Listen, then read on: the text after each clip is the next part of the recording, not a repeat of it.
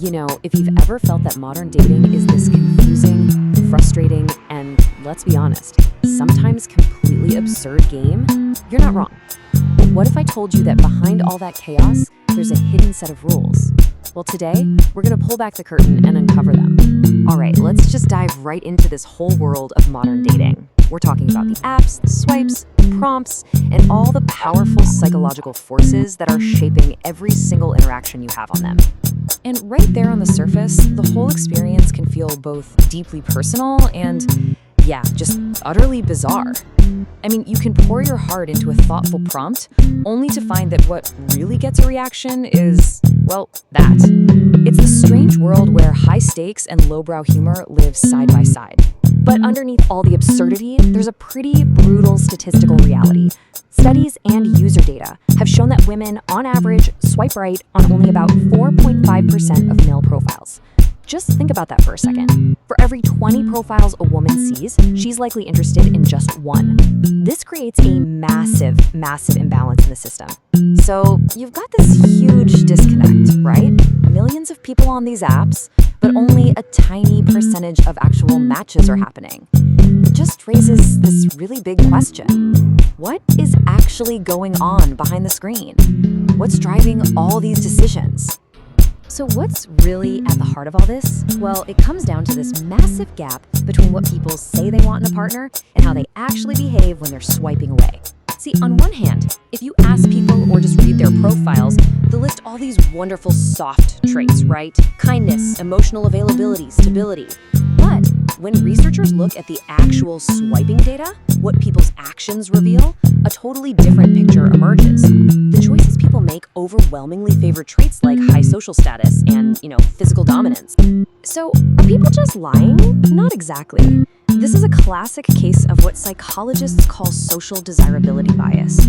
Publicly, we all want to present this virtuous, thoughtful version of ourselves. But privately, when you're in that rapid-fire swipe mode, it's our more primal instinctive brain that takes over. And honestly, just knowing this bias exists can be a superpower. It lets you craft your profile not just for what you think someone wants to hear, but for what will actually grab their attention. So here's the crucial point. When you're on a dating app, you are essentially running ancient, evolutionary software on the very modern hardware of your smartphone. And evolutionary psychologists actually have a name for this internal conflict we all feel. It's called the dual mating strategy. It's a theory that says our ancestors evolved to look for two very different sets of qualities in a mate, and that often creates a kind of trade-off. And this illustrates it perfectly. It's like we're all running two subconscious checklists at the same time. On one side, you've got the good genes traits, things that signal health, arousal, and genetic fitness.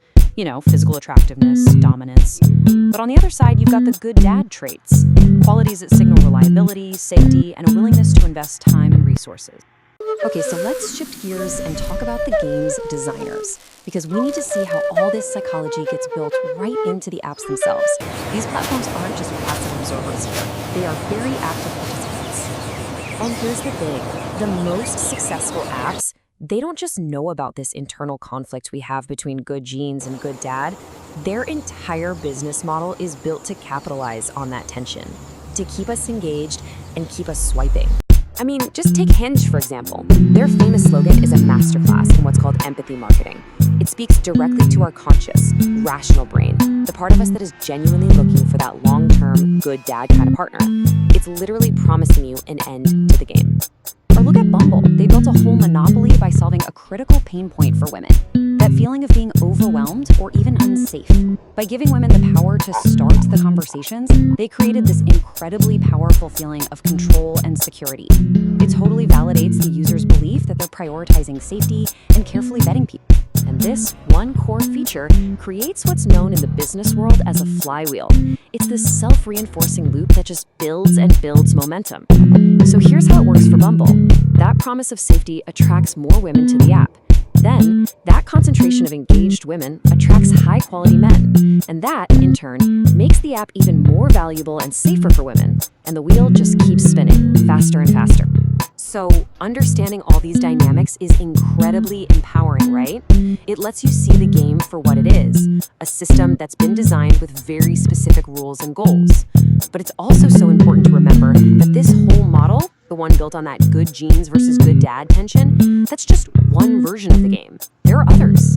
For instance, if you look at an app like Field, which is for people exploring ethical non-monogamy, you find a completely different operating system. The vocabulary itself is different. A term like unicorn isn't just jargon. It represents a really specific role and desire within a community that has its own set of established norms.